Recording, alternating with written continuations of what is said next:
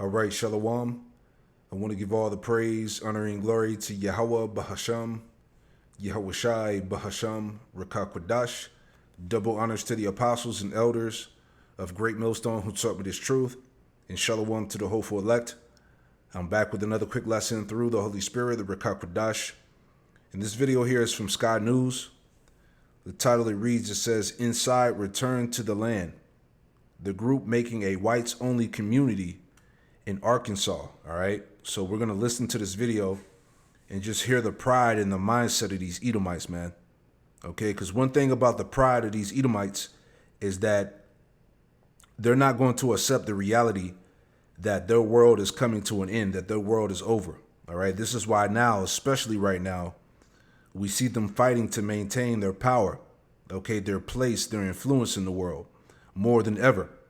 Okay, they're trying to revive that Edomite way, but it's not going to happen. As the scriptures say, there is no healing for Babylon, right? Real quick. Okay, Isaiah 2:12, as you see. A day of reckoning coming. For who? For the Edomites, man.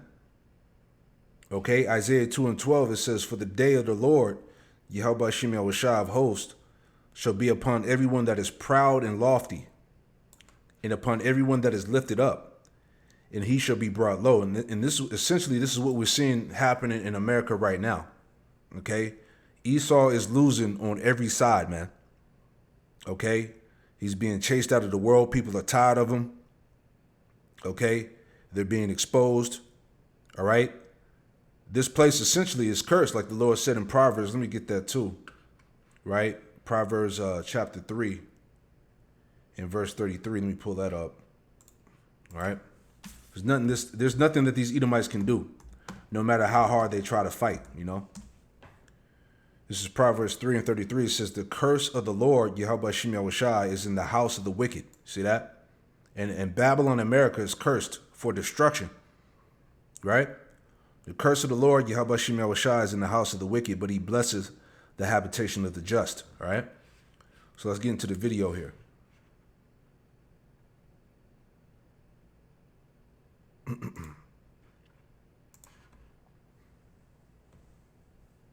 What we've done here is establish a place where we have control over who our neighbors are, and that is just for the sake of preserving, our culture. And that culture, effectively, we're saying this is a white culture, a whites-only place. White American culture.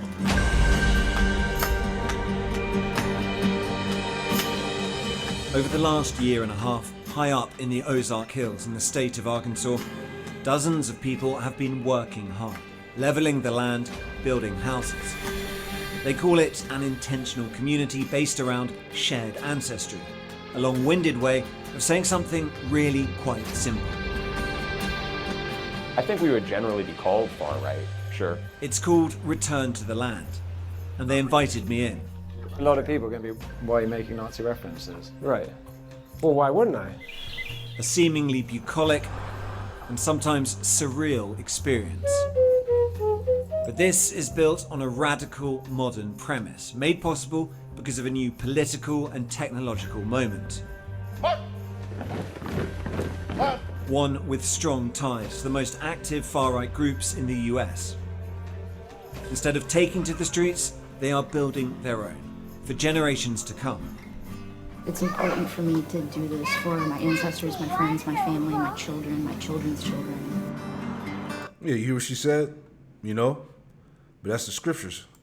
This is Psalms 49:11. It says, Their inward thought is that their houses shall continue forever. All right, that's the mindset of Esau. All right, they're going to, build, only Edomite communities. All right, they're going to preserve their culture, their inheritance. Okay, they're in that mindset of bringing America back. This is why, right now, especially with Trump in office, he's reviving that that mindset. America be made white again. Okay, getting their spot back. Maintaining their dominance. They really believe that. It says their inward thought is that their houses shall continue forever. In their dwelling places, to all generations, they called their lands after their own names. And the point that I was making earlier about them not accepting their fate, because, I always reference this because this is a good article here that we brought out plenty of times, but this is the reality at hand. The average empire survives for 250 years is America at death's door. And these Edomites, they see that, okay? But they think that they can, again, offset prophecy. They think that they can continue to maintain, their world, if you will, right? This is Obadiah 1:3. It says, the pride of thy heart hath deceived thee. See? The pride of thy heart hath deceived thee, thou that dwellest in the clefts of the rock, whose habitation is high, that saith in his heart, who shall bring me down to the ground? So again, okay, these Edomites are talking about expanding Edomite communities and, doing this for their ancestors and, preserving their inheritance, their culture, as you heard earlier in the video. Okay, they don't think that they're going to fall. They don't think that they're going to be taken down. Right? Verse 4 says, though they exalt themselves as the eagle, and as though they set their nest among the stars, thence will I bring thee down, saith the Lord, Yahweh Shemel Shai. So they cannot stop the inevitable. Okay, no matter what they do, what plans they put in place, okay, it's all downhill. But in this southern US state, people who have lived through segregation once fear it is returning. When you hear things like that, it causes you to be fearful, and you don't know who to trust. Its founder says he is building a fortress for the white race. It's a racial association. I kind of want to ask you, after seeing this, do you think what we're doing is immoral?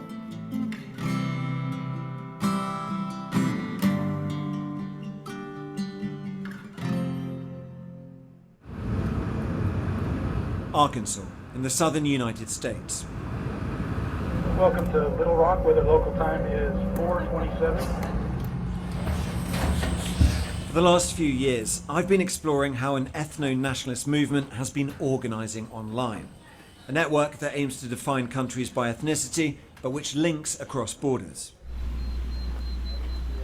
And this is the place that one group has chosen to put that into radical, real-world action. You want a white nation? Build a white town. It can be done, and we're doing it. See? Hey, they're dead serious, man. Again, all right, the pride of thy heart hath deceived thee. They think that they can, reform this place, man. Keep their dominance in place, if you will, man. Right? Job 20. Okay? Job 20:4 says, knowing thou not this of old, knowest thou not this of old, since man was placed upon the earth, that the triumphing of the wicked is short, and the joy of the hypocrite but for a moment. Hey, this is just but for a moment, man. Right? Though his excellency mounted to the heavens, and his head reacheth unto the clouds, right, going into his pride, yet shall he perish forever like his own dung. They which have seen him shall say, where is he? He shall fly away as a dream, and shall not be found. Yea, he shall be chased away as a vision of the night.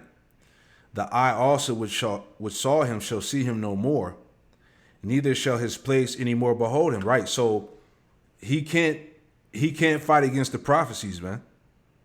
Okay, the Lord is taking his kingdom down. He's taking away his power. Even I was looking at this earlier. All right, the birth rates are continuously declining, right? Okay, this is from 2016, right? But it says white deaths, Edomite deaths exceed births in a majority of U.S. states, right? It says in 2016, more non-Hispanic whites died than were born in 26 states, more than at any time in U.S. history. It says some 179 million residents, or roughly 56% of the U.S. population, lived in these 26 states. In contrast, non-Hispanic white, hereafter referred to as white, deaths exceeded births in just 4 states in 2004 and 17 as recently in 2014.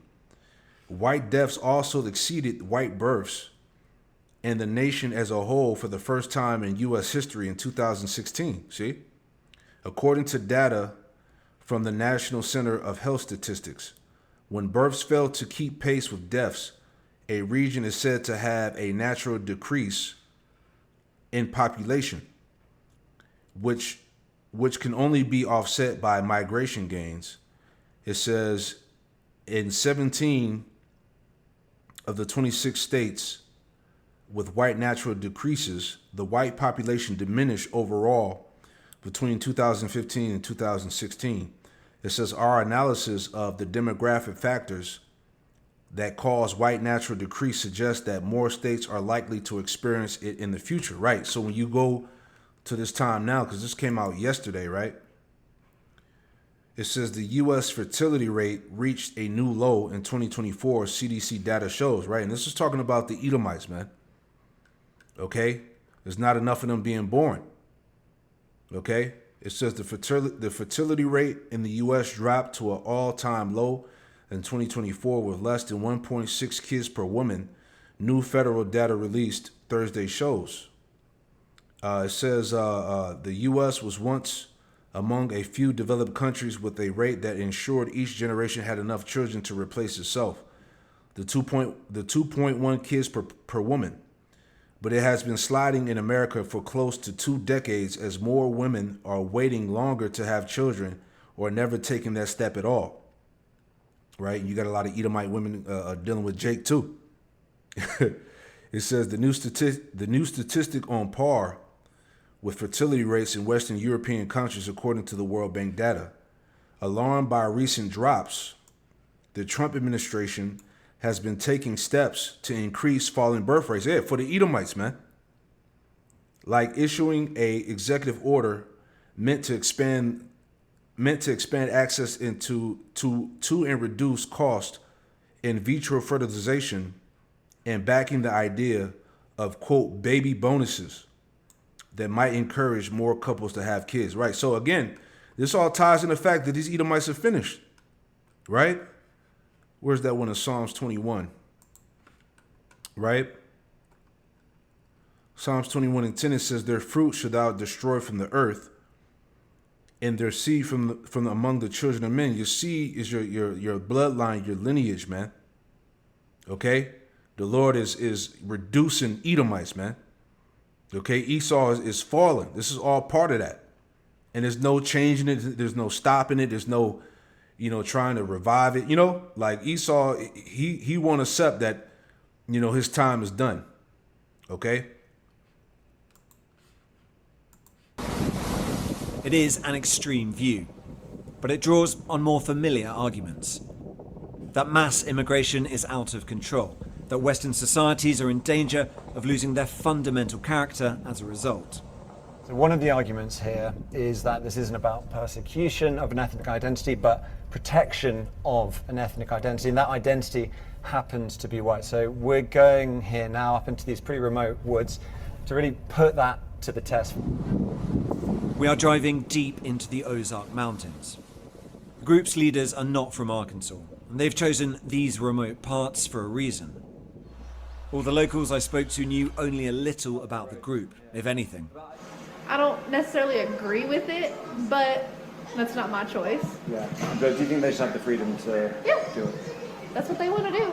I think it's kind of a little fishy around here, but just be safe. The leader of the group is called Eric All, and he's invited me to spend a few days with them. Hey, Eric. He insists what he is doing here is entirely legal, and that's key, because if it is, it could be a blueprint for many other communities to come. Welcome to the Ozarks. Thank you very much. What we've done here is establish a place where we have control over who our neighbors are, and that is just for the sake of preserving, our culture. And that culture, effectively, we're saying this is a white culture, a whites-only place. White American culture Yeah, not just white, but white American. But what this sounds like is bringing back segregation. Is that a fair assessment? Well, I mean, it's free association. So we're not trying to keep other people down. This is a small settlement in the middle of the Ozarks. But they are being kept out. Well, I mean, you don't let everyone into your home. 160 acres taking shape, forest cleared, roads laid, cabins built. Around 40 people live here. Hundreds more from across the world have paid to be members. And I'm intrigued to find out what motivates people to give up their old lives for this. We met here. Oh, you met here? I guess you came here. I met her on like day 3. So. Oh my God, what a story. It beats Tinder, doesn't it? Like. Yeah, right? Yeah. David and Caitlin not only met here, they got married last month. And they wouldn't be here without social media. Somebody had posted a video of Eric. Yeah. I saw videos of them actually building stuff on the land. I was like, oh man, I gotta come check this out. And I figure if there's nothing else like this in the country, like it should at least exist. Yeah. Like, do people really think that we should never be able to choose our neighbors? It wouldn't be controversial. Yeah, these Edomites are something else. All right, this is just thinking about that. All right, this is 2 Ezra chapter 7, verse 43. It says, "But the day of doom shall be the end of this time."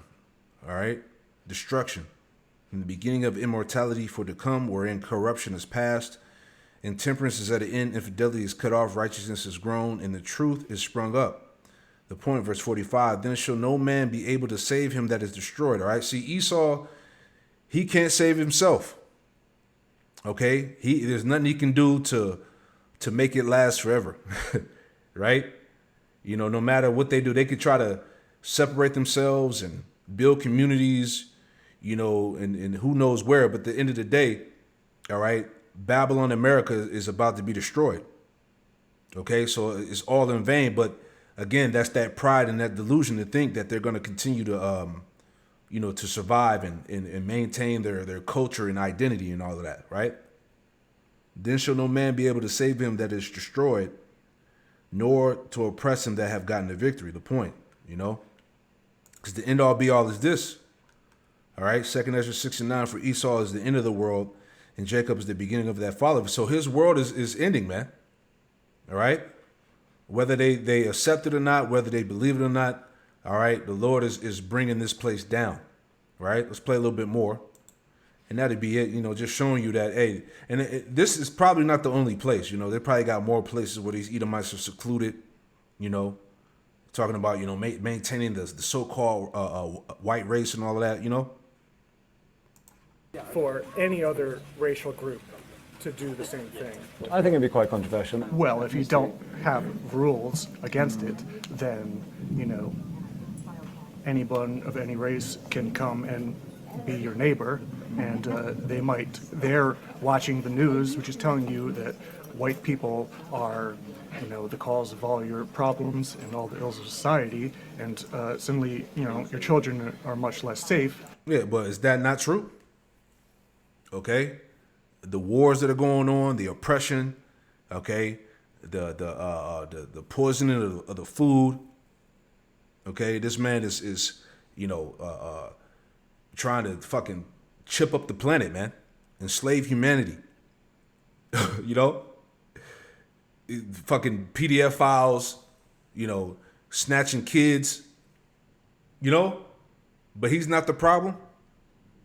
Again, that's the delusion.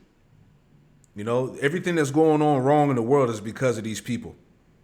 Okay, and that's why we're at the point where now it's all starting to catch up.